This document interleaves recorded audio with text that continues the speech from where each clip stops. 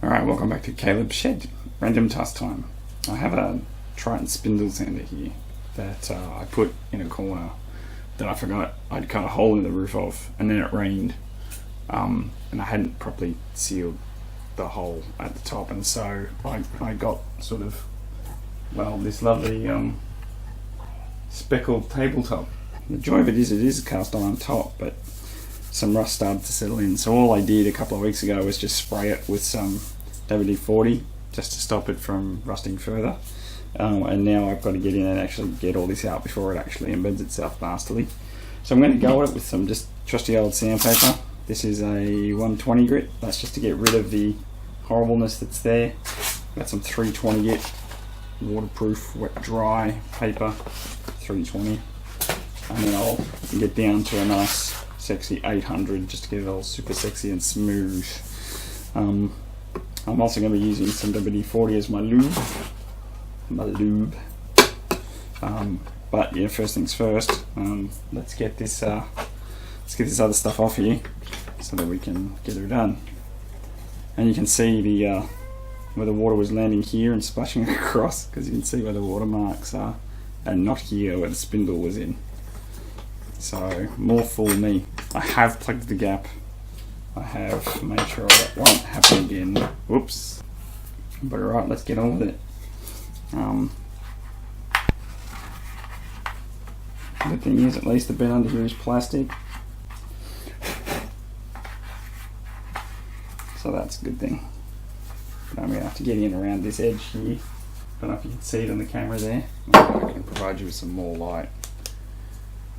In here, you can see there's a bit of rust settled in there, so I'll need to get all around there. I won't go down to the 800 grit in there, just on the top to make sure it's super duper smooth for my spindle sanding pleasure. Of course, lots and lots of WD-40 makes life happy, and a clean up cloth because you're going to get some slurry. Now you'll notice there's already sort of a grain in your tabletop. This will work on any tabletop, by the way. Just try and use something relatively flat, which is why I've gone with this metal backed grippy pad. It's actually off an old drill disc sanding kit, and work with that grain that's already there. Just that way it doesn't look like you've had to cut it back at any stage. Okay, so we've done what? Maybe 10 passes.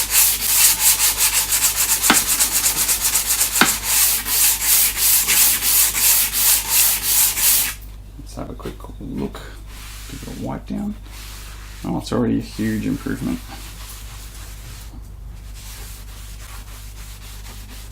Already a huge improvement. So let's keep going.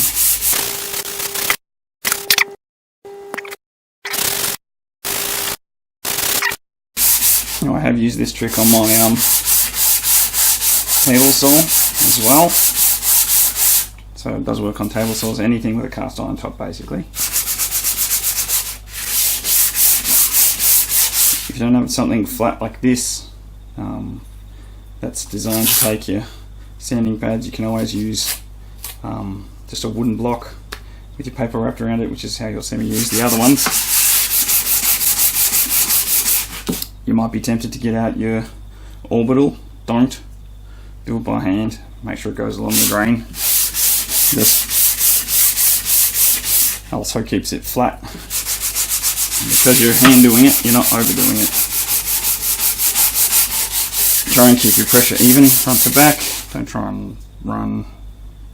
Also don't accentuate your grip. Just let the material come away with the use of even pressure.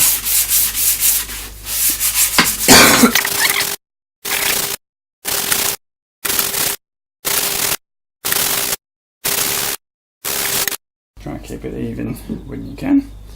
When you can. Let's give that a wipe down. It's already hugely, amazingly better. Now, I don't need to get rid of all this pattern that's down into the grain of the cast iron. I mean, if you want to keep going, you can, but as you can see, I've gotten pretty much most of that rust up. What I need to do now is just work on the inside here, get rid of all that, just all the white all around. It's looking pretty good. Now I'm going to have to get some kind of wax finish to go on this. I don't have anything in mind just yet, so what I'm going to do tonight to make sure no further rust cells, I'm just going to spray some more. I might even just use a machine oil, a 3-in-1 machine oil, and wipe that all over it. I'm going to use the same pad just because it will curve nicely, naturally, because it's a circle. And it's already pre-lubed, ready to go.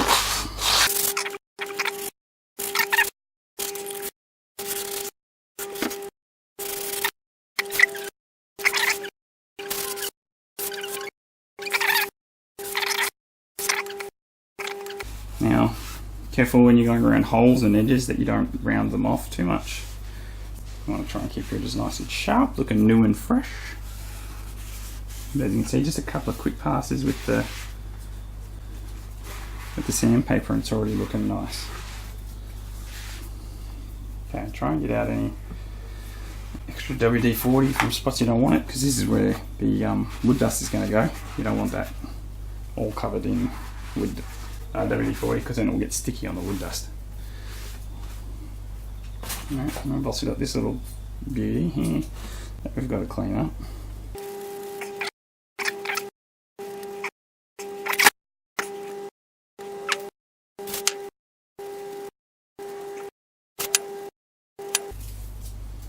Now this isn't going to require much because this is a painted piece. It's just in the wear spots.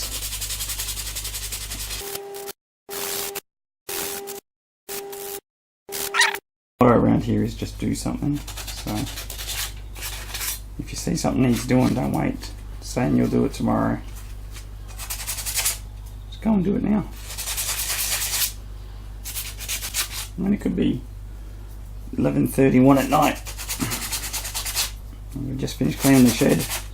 We probably should be in bed, but you know, that one thing will irritate you for ages that it hasn't been done. And you have something that's damaged or unusable or no good because you left it too long. Oh, and feel free to wear gloves, by the way. I probably should. My wife would probably appreciate that. Wouldn't you, darling?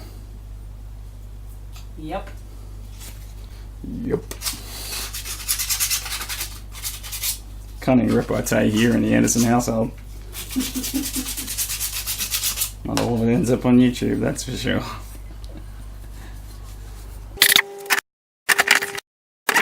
.320 as well, which I'm gonna do. So there's my .320 wet und dry. Yeah, this is what I've used before. It's a fairly wide flat piece of ply. Now I use ply because it's typically pretty flat. Typically, not always. Don't quote me on it.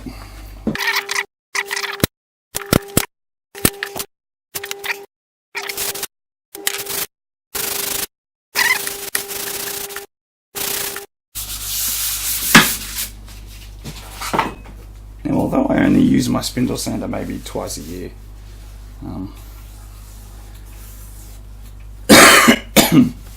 if you're prepping a tool for first use or restoring it because you left it in the rain, it's good to work through the grits to get it super smooth. At 120 it would be alright, but at 320 it's just so ridiculously slippery. And I don't know why I'm going to bother with 800, but I just am, because I'll feel cooler, I think, if I do it with 800 as well. Will definitely feel cooler.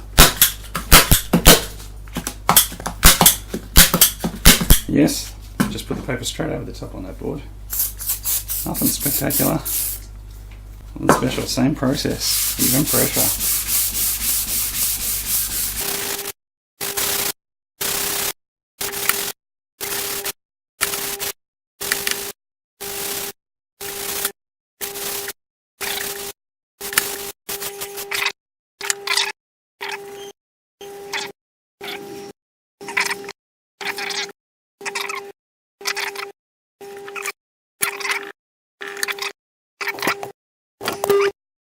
can still see there's a bit of a rust spot at the front. If I really needed to, I could work on that with the 120 for a while and would eventually get it clear. But this feels super smooth now. I can feel the ridges at the front. Can't feel ridges there, so I've actually taken some ridges out. Because the top of this is super mass produced, like they do these in the gazillions.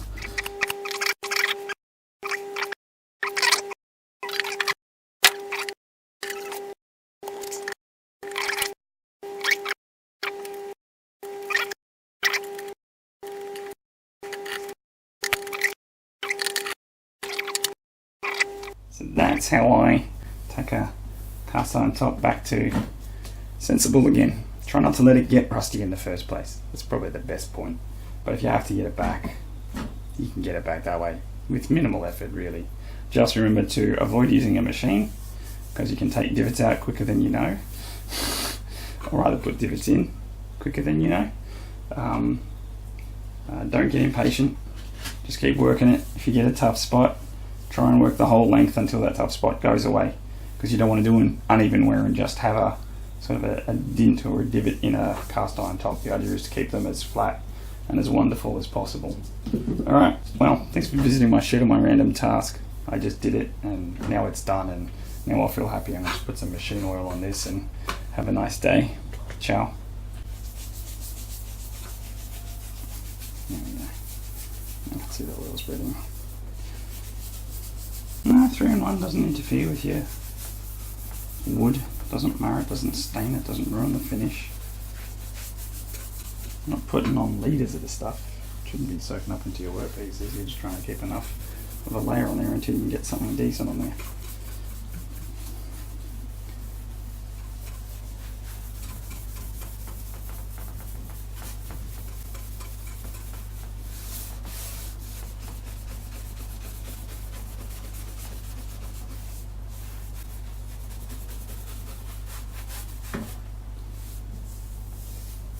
Alright.